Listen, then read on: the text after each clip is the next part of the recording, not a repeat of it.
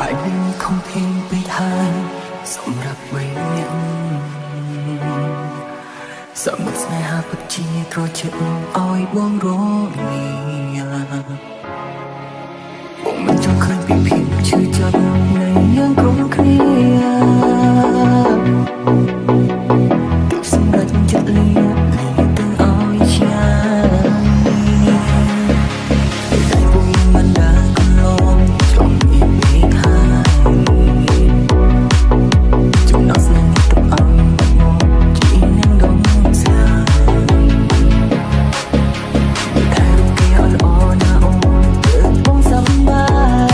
យសូមឲ្យបងឃើញឆ្ងាយយ៉ាងចិត្តស្រឡាញ់ធ្វើប្រាប់ពូមើលមានរឿងអីបាក់បកស្រាយពូ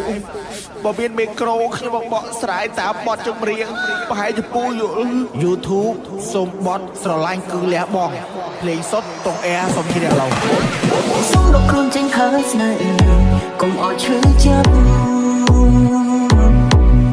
កុំខឹងណាបងចាក់ចិត្តមិនប្រាប់ណាអូនស្រ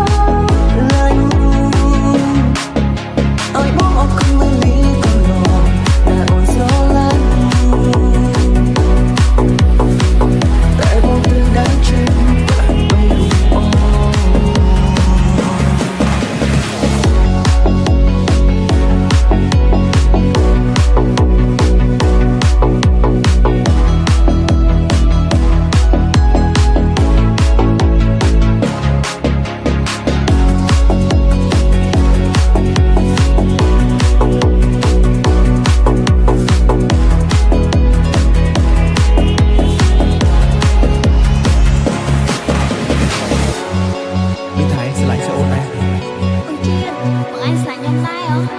បាទស្រឡាញ់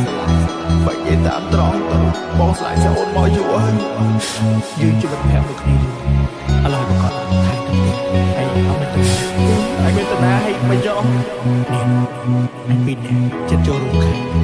ខាងហើយចាំចង់ដៃកាយហើយចាំណាទៅអូខេអពូបាទ